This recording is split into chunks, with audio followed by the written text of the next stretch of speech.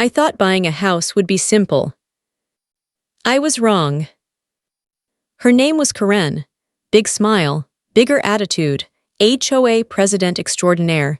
Every neighbor whispered stories about her, but I thought, how bad can it be? Then I walked into her house. It was perfect.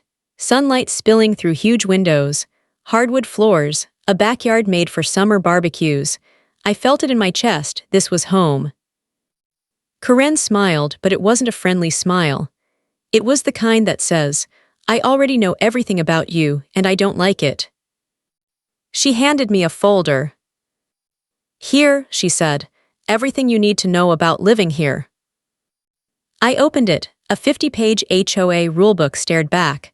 Rules for flowers, rules for fences, rules for mailbox shades, and apparently rules for breathing too.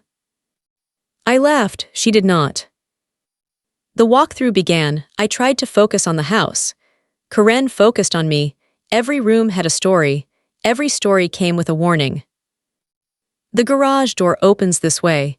Don't even think about painting it red, she said. I nodded, smiled, mentally prepared myself. Then came the paperwork. Closing day, I signed, checked, signed again, everything legal, everything proper. Karen's eyes never left me. You'll see, she muttered under her breath. Some people shouldn't live here. I didn't know then that those words were a warning. The first night I unpacked, I stacked boxes, hung pictures. My hands shook with excitement. My new home smelled like fresh paint and new beginnings. Then the subtle stuff started. Karen drove by. Every day, slowly, eyebrows raised, phone in hand. I waved once, she didn't wave back. Funny thing, the neighbors started whispering. Watch out for Karen, they said. She'll find a reason to make your life miserable. I laughed it off. Until the first letter arrived. Bright pink envelope, certified mail, my heart sank. It was from Karen. Subject line, regarding your recent purchase. I opened it, scanned the words. My stomach dropped. She accused me of fraud. Fraud me. I reread the paper. Every line, every clause, everything was legal, everything was perfect. But Karen wasn't done. She added a note. We will discuss your fraudulent activity at the HOA office. I stared at it. My new house suddenly felt smaller. I tried to shake it off. Maybe she was just eccentric. Maybe this was a Karen thing. Still, my gut told me something bad was coming. That weekend, I tried to enjoy the backyard. Grill fired up, music on, neighbors over, laughter in the air. Karen drove by, twice, stopped, rolled down her window. I hope you're following the mailbox rule, she shouted. I froze, neighbors laughed nervously. I waved, she didn't care. She left, wheels squealing like she was on a mission. And that's when I realized it. This wasn't going to be simple. This wasn't going to be fun. This was war. All because I bought a house from Karen legally. And she wanted it back. I went to sleep that night thinking it was over. It was. The next morning, Karen had escalated, and I had no idea how far she'd go. Morning came, and with it, a feeling I didn't like. Karen was already up, probably patrolling the street, probably judging me, definitely plotting. I stepped outside, mailbox empty, except for one thing, another letter. Certified, bright pink, smirk-inducing in its ridiculousness. Fraud is a serious offense, it said. I laughed, out loud. Neighbors peeked. I waved. They didn't laugh, they just shook their heads. Welcome to Karen's world, one whispered. I tried to ignore it, moved boxes into the house, hung pictures, laughed at myself for feeling paranoid. Then came the first HOA meeting. I should have known. Karen was there, chair at the head, acting like a general. Every neighbor in the room felt it. The tension, the unspoken rules. And I was new. You'll need to follow every guideline, Karen said. No exceptions. Her tone, sweet poison. I nodded, smiled, tried to look harmless. One rule she mentioned made me blink. The mailbox shade must match the exact paint code. No deviations. I thought she was joking. She was. Humor tried to save me. Does the color matter if the mail gets delivered? She didn't laugh, she frowned.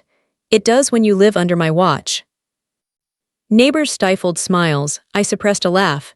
The tension was thick. Days passed. Karen escalated. She drove by my house again. Eyebrows raised. Phone ready, took pictures. I waved. She didn't wave back. Then she sent emails. Daily, long emails, bulleted complaints, photos, notes about my lawn, my mailbox, my plants. One line made me pause. I've reviewed your documents. Some signatures appear suspicious. Suspicious. I triple-checked everything. Every form, every paper. Legal, legitimate, perfect. Still, Karen kept pushing. She cornered a neighbor at the park, asked questions about me. Does he really own the house? Did he pay you properly? I heard about it. I wanted to knock on her door, politely, with a baseball bat. Then came the phone call. Her voice, calm, ice in the words. You'll regret this, she said. I laughed nervously. Regret buying the house. You'll see, she whispered, then hung up. I sat down, my heart raced. This was bigger than a mailbox color, bigger than a minor HOA rule. Karen wanted control, she wanted my house, and maybe my sanity. I tried to enjoy my yard that weekend. Set up chairs, fire pit, neighbors over, music playing. Karen drove by, twice, rolled down her window. I hope the grill is gas-approved, she shouted. Neighbors chuckled nervously. I waved, she didn't care, she left, wheels squealing, threatening. I realized something important. This wasn't about rules anymore. It was personal. And she was willing to do whatever it took. Then the real kicker came. A letter in my mailbox, thick, legal-looking. Karen had filed a fraud claim in court. My stomach sank. I read it 3 times. Everything was legal, every signature authentic, every payment documented. But Karen claimed I misrepresented the property, claimed I hid defects that didn't exist, claimed I somehow tricked her. I laughed, then I stopped. Because now it wasn't just HOA drama. It was the legal system. And Karen was ready to fight. I looked around my new home, my dream home. It suddenly felt like a battlefield. I knew one thing for sure, I wasn't backing down. Not now, not ever. Karen wasn't just sending letters anymore. She was planning her next move, and this time it could get ugly. The next morning, my mailbox felt heavier. Another bright pink envelope, certified mail, Karen's signature scrawled across the top like a threat. I ripped it open. Fraud, misrepresentation, hidden defects. I blinked. Hidden defects, the house was perfect. Every pipe, every wire, every tile checked, every document legit, every dollar paid. I laughed, then I realized I couldn't laugh. Karen had gone full psycho. I called my lawyer. Are you serious? I asked. Yes, he said. She filed a lawsuit. She's claiming fraud. You didn't misrepresent anything, but she's persistent. Persistent was one word for it. Obsessive, maniacal, delusional, all 3, probably. Karen wasn't messing around. She wanted my house, my life, maybe my sanity. That weekend, I tried to relax. I lit the grill, neighbors over, music playing, life pretending to be normal. Karen drove by, of course. She rolled down her window. I hope the lawn fertilizer is HOA approved. Neighbors chuckled nervously. I waved. She ignored it, wheels squealing like a villain in a cheesy action movie. I shook my head. It wasn't just about the house anymore. It was about control, about proving she could bully anyone, about showing me I wasn't welcome. Then the calls started. Random neighbors calling. Karen said you didn't pay her properly. Karen claims you hid issues in the contract. Karen wants everyone to know she's taking you down. I could feel my blood pressure rising. I documented everything. Emails, receipts, photos, conversations, everything. If Karen wanted war, I'd show her a battlefield full of proof. The first court date arrived. I walked into the courtroom. Karen was there, smiling, confident, like she owned the place. Her lawyer flanked her, paper stacks higher than my coffee cup, every accusation detailed, every claim dramatic. Fraud, misrepresentation, lies. She stood, finger pointing, voice sharp. He tried to trick me, took advantage of my trust. I stayed calm, smiled slightly, nodded. The judge raised an eyebrow at Karen. Already, I could tell she didn't have much patience for theatrics. Karen's witnesses spoke. Vague claims, misremembered events, half-truths. I couldn't help smirking. This was like watching a soap opera, but real life. When it was my turn, I laid out all the facts.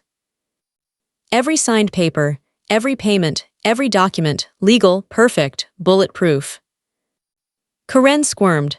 I noticed the flicker of irritation in her eyes. I smiled internally. Victory, not yet, but close. Her last stunt, she brought up a hidden defect in the backyard fence. I laughed out loud. Neighbors glanced over, curious. Judge frowned at her. Explain. Karen sputtered, said something about wood grain, about paint, about the slope of the fence. I couldn't stop smiling. I knew she was grasping at straws. Desperation smelled that strong. After the hearing, I walked outside. Neighbors patted my shoulder. Don't worry, she's crazy, but you've got this. I nodded, tried to feel relieved, tried to enjoy my house. But deep down, I knew this was just the beginning. Karen didn't quit, she didn't give up, she just escalated. And I had no idea what her next move would be. Karen wasn't stopping with letters or courtroom theatrics. Next, she was taking her war to the HOA itself, and things were about to get messy. I thought the court was the battlefield. I was wrong. The next HOA meeting was worse than anything in the courtroom. Karen arrived early. Of course, clipboard in hand, eyes scanning the room like a hawk. She nodded at neighbors as if she owned them. She did, or at least she thought she did. I walked in, tried to stay calm, smile on my face, acted normal. Big mistake. Karen zeroed in on me like a predator. Let's begin, she said, voice syrupy sweet. I just want to make sure everyone knows who's breaking the rules. Every head in the room turned to me. I swallowed. Humor tried to save me. I whispered to a neighbor, maybe she's auditioning for a drama show. They laughed nervously. Karen's glare could have burned a hole through the table. She started with small things. My mailbox, wrong beige. Garden rocks, not HOA approved. Fence angle, slightly off. I fought the urge to roll my eyes. Then she pulled out her big guns. Fraud, she said. The house was bought under false pretenses. Everyone here should know he's not trustworthy. The room went quiet. I felt my stomach twist. Not everyone bought it, though. A few neighbors exchanged looks. Doubt flickered across their faces. Karen saw it, fumed. She tried to pressure the HOA board. Emails. Calls. Even a dramatic slideshow of her evidence. I watched the slides, mostly photos of my lawn and mailbox, the horror. The HOA board stared at her like she'd lost her mind. Then came the worst part. Neighbors were starting to ask questions. "Are these really defects?" one asked. "Did he misrepresent anything?" another whispered. Karen's smile faltered, just a little. She grabbed her papers tighter. I have witnesses." I smirked. Half of them were as confused as the board. One even shrugged. I knew I had to stay calm. My turn. I pulled out my documents. Emails, receipts, HOA approvals, photos, legal paperwork. "Everything she's accusing me of," I said, "is documented, legal, transparent, above board." The room murmured. Board members whispered. Karen's confidence wavered. She tried to interrupt. "You can't." "Excuse me," said the HOA president calmly. "Please present facts, not drama." Karen froze. Neighbors stared. I smiled but kept it subtle. Victory, not yet, but close. Then Karen's desperation showed. She stormed out mid-meeting, wheels squealing like a villain in a bad movie. Board members shook their heads. One whispered, "She's unstable." I nodded, agreed silently. That night I walked through my backyard, house quiet, fire pit ready. I tried to relax. But Karen wasn't done. The next morning, another certified envelope, bright pink, fraught with menace. This time her tone changed, more aggressive, more personal. She accused me of trying to trick the HOA into ignoring her fraud claims. My coffee nearly flew across the room. Trick the HOA? I didn't even need to trick anyone, I just followed the rules.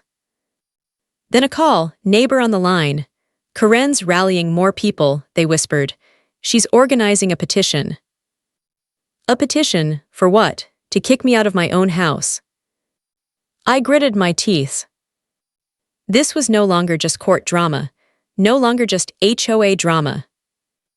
This was Karen waging full-on war. And I had to respond carefully.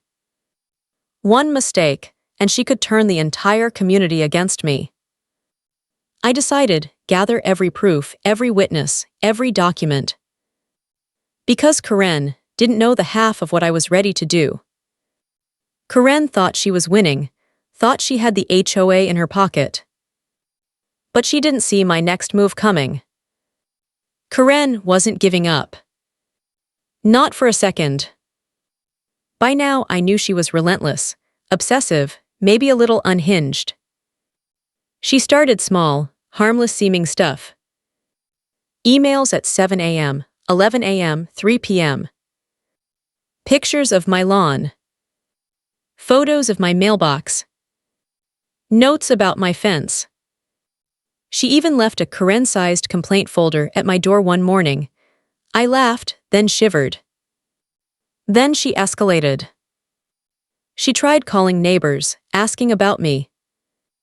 Did he pay properly? Did he disclose everything? Can I trust him? Some neighbors were uncomfortable, some didn't answer. I documented everything, took photos, saved emails, recorded phone calls, every interaction. If she wanted a war, she was going to lose badly. Karen wasn't stopping with letters or calls. Next, she went to the HOA. Big dramatic storm. "Everyone must know he's committing fraud," she shouted. Neighbors rolled their eyes. Board members sighed. I stayed calm, let Karen show her colors, let her dig her own hole. Then came the funniest part, her hidden defect claims. The mailbox angle. The flower color. The slight tilt of the fence. I swear, some of these things were so minor, even a microscope couldn't find fault. Neighbors were whispering, some laughed quietly. Karen didn't notice, or maybe she didn't care. Her final tactic, threatening to file more lawsuits. Fraud, misrepresentation, hidden defects, she shouted, waving papers like flags of war. I smiled inwardly. Legal overkill, amateur hour. I knew her moves. I had anticipated them. I pulled out my trump card, documentation. Every email saved. Every signature confirmed. HOA approvals in my pocket. Witnesses ready if needed. Karen didn't know what I had. She thought she had the upper hand, the momentum, the power. She didn't. Then came the cherry on top. She tried public shamming online, Facebook posts, community forums. Beware of this homeowner, she wrote. I laughed aloud. Friends texted me screenshots, even they couldn't believe it. I replied politely, corrected every false claim, remained calm, transparent, above board. Karen lost credibility fast. Neighbors started questioning her. Why is she so obsessed? One asked. Exactly. Karen's obsession blinded her. She was so focused on me, she didn't see her plan backfiring. Then she tried her last desperate stunt before court, bribing a board member. I caught wind of it, documented it, filed a complaint. Boom, her credibility shattered. Karen fumed, red-faced, screaming to anyone who would listen. I just smiled quietly. Victory wasn't court yet, but it was close. I walked through my backyard that night, fire pit glowing, house quiet. I thought about Karen, about her tricks, about her obsession. And I realized something important. Karen had underestimated me. She thought I was naive, a pushover, a newbie. She was wrong. Dead wrong. I was prepared. I was calm. I was winning quietly. Karen thought her tricks would scare me. They didn't. Next came the courtroom showdown, where she tried her most dramatic move yet. The day of the court hearing arrived. I felt a mix of nerves and determination. Karen was already there, of course, smiling like she owned the courthouse. Her lawyer had a stack of papers taller than my head. Dramatic, organized chaos. Karen waved at neighbors. They were uncomfortable, I could see it. She was ready to perform. The judge called the case. We rose. Karen started immediately. She's lying, he tricked me, she shouted. I blinked, smiled faintly, calm, collected. The judge raised an eyebrow, already unimpressed. Karen brought in her first witness. Oh, I saw him, maybe do something suspicious, the witness said. I almost laughed, almost. Cross-examination time. Can you provide evidence? My lawyer asked. The witness stammered, shuffled papers, couldn't. I could feel the tension in the courtroom, Karen's confident grin fading. Next, Karen tried the hidden defect trick. The fence. The mailbox. The flower colors. She called it evidence. I smiled politely. My lawyer handed over the documents, emails, photos, HOA approvals, bulletproof. Karen's face fell. Her lawyer tried to argue, these documents don't prove intent. Judge, you've provided no proof of fraud, just complaints about mailbox angles and flower colors. Karen's jaw clenched. Then came my turn. I calmly presented every proof, receipts, emails, HOA approvals, witness statements, everything documented. The courtroom was quiet. Even Karen's supporters couldn't argue with facts. Karen tried one last dramatic move. She slammed a folder on the table. But look here. Judge flipped through the pages, paused, looked up at Karen. Judge, this is a typo, not evidence. Next. Karen froze. I smiled quietly. The tension was electric. Neighbors whispered. Karen's face was red, her fists clenched. I stayed calm, let her implode, let her drama play out. The judge reviewed everything. My evidence was solid, perfect, legal, transparent. Karen's tricks were exposed. Her witnesses couldn't support her claims. Her hidden defects were irrelevant. Judge called a brief recess. Karen stormed out, muttering, wheels squealing like a cartoon villain.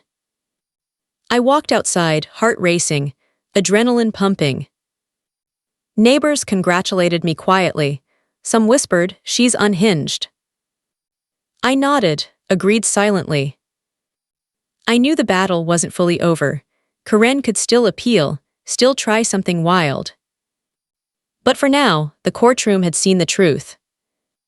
And truth, I had plenty. I went home, sat in my backyard. Fire pit glowing, house quiet. For the first time in weeks, I felt a little relief. Karen's theatrics had failed, her credibility shattered. I smiled at the thought. She had underestimated me. She thought drama and shouting would win. It didn't. I had facts, I had proof, I had patience. And patience beats drama every time. That night, I reflected on Karen's obsession, her tricks, her desperation. She had no idea what was coming next.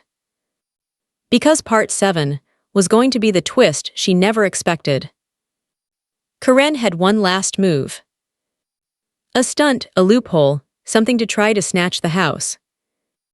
But she didn't know, I had prepared for everything. I thought the court had ended the battle.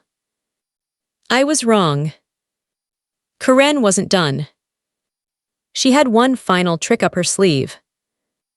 A loophole, a technicality, something she hoped would reverse everything. The notice arrived at my door, bright pink of course. Additional evidence submitted, claiming procedural errors in the sale. I read it twice. Procedural errors, everything had been signed, everything legal, everything documented. I laughed, then frowned. Because Karen believed this would work. The next court date came, the courtroom was tense. Karen entered like a queen ready to conquer. Clipboard high, hair perfect, glare sharp. She presented her new evidence. A single line in the closing papers. A typo. Yes, a typo. Her lawyer acted like it was a bombshell. Dramatic gasp, flipping pages, finger pointing. I almost chuckled, almost. Judge raised an eyebrow. This is a clerical error, not evidence of fraud. Next. Karen's face paled. I stayed calm, smiled quietly. My evidence was solid, perfect, irrefutable. Karen tried to argue anyway, but it could be interpreted. Judge, interpretation does not equal fraud. Case dismissed. A collective sigh of relief echoed through the courtroom. Karen's jaw dropped. She blinked, stammered, red-faced, humiliation in real time. Neighbors whispered, some laughed quietly. I grinned internally. Her final attempt had failed, miserably. Then came the twist I didn't expect, but loved. One of Karen's own witnesses accidentally admitted she never read the full contract. The courtroom froze. Karen's lawyer tried to cover it. Too late, judge and board members stared in disbelief. Her credibility obliterated. Karen tried to salvage dignity, tried to stand tall, tried to smile. It was pathetic. I sat quietly, letting it all unfold. The judge reviewed my documents one last time, every email, every signature, every HOA approval. Then the words I'd been waiting for. The court finds in favor of the homeowner, all claims dismissed, legal fees awarded to the homeowner. A silence. Then murmurs. Karen's face, priceless. Red, humiliated, defeated. Neighbors stared, some shook their heads, some whispered congratulations to me. Karen stormed out, wheels squealing, her clipboard bouncing on the sidewalk. I smiled. The twist. Not only had I won, but Karen's obsession had exposed her to fines and scrutiny from the HOA itself. Her empire of rules and intimidation, shaking, crumbling. And all because she tried to bully me over a perfectly legal purchase. I walked out of the courtroom, feeling lighter than I had in weeks. Neighbors clapped quietly, some came up to shake my hand. I realized something. Patience and preparation beat drama and obsession every time. Karen had thought she was clever, thought she had the upper hand. She didn't. Not even close. As I returned to my home that evening, the sun setting over my backyard, I felt a sense of peace. For the first time truly, this was my house. And Karen, she had lost more than just a case. She had lost credibility, neighbors' trust, and most importantly, control. I had won, legally, decisively. But living next to Karen, that was still a story in itself. And my revenge, subtle as it was, had only just begun. I walked back into my house, finally feeling free. Karen's lawsuit was over, completely, legally. I had won. All claims dismissed, legal fees awarded to me, every accusation she threw, gone. I smiled hard. But living next to Karen, that was still tricky. She wasn't subtle, she didn't disappear quietly. Oh no, she was still out there, still glaring from her car as she drove past, still leaving those absurd letters in my mailbox, still trying to control the neighborhood. I laughed, out loud this time. Because I had learned something important. Karen's power came from fear, from neighbors thinking she could intimidate anyone. Take away fear, and the empire crumbles. I decided to fight fire with humor. I painted my mailbox the exact correct shade of beige. Perfect, documented with photos. Then I added a little touch of whimsy. A small, tasteful garden gnome holding a tiny HOA rulebook. Neighbors laughed, some snapped pictures. Karen drove by, eyebrows shot up, face twisted in confusion. I waved politely. It was subtle, but it was satisfying. Then I hosted a small barbecue. Friends, neighbors, laughter, music, fire pit glowing, life going on. Karen drove by, twice, rolled down her window, tried to say something about HOA compliance. I waved, neighbors laughed. Karen stormed off, wheels squealing, again. I took a sip of my drink, smiling quietly. She had lost, completely. Not just the case, not just her credibility. She had lost the game. And I had won. The best part, I didn't stoop to her level, no shouting, no drama, no public fights. I had patience, evidence, and a calm mind. Karen had assumed I would panic, assumed she was right, bend under her pressure. I didn't. And that made all the difference. Weeks later, the HOA board quietly addressed her behavior. Letters, warnings, even a fine. Neighbors whispered. Some even thanked me for staying calm, for showing Karen that rules are rules, but bullying is unacceptable. I chuckled. Victory was sweeter than I imagined. Sitting in my backyard one evening, I looked at the sunset, fire pit glowing, house finally peaceful. I thought back on the whole ordeal. The letters, the emails, the threats, the courtroom drama, the HOA battles. All of it seemed surreal. And I realized something. Buying a house isn't just about the property. It's about the people around it. The drama, the neighbors, the Karens. I laughed again, quietly. Because I had won legally, morally, and yes, emotionally. And Karen. She might still be obsessed, still driving by, still planning her next move. But she had one problem. I wasn't afraid. Not anymore. And in the end, that's what made all the difference. I raised my glass to my new home, to peace, to victory, to the gnome holding that tiny HOA rulebook. Some battles are loud and messy, some are quiet and clever. I had chosen the latter. And it worked perfectly. Karen had lost. I had won. And my house, finally truly completely mine. Every HOA has a story on HOA Headaches. You'll hear the ones they tried to bury. Subscribe today.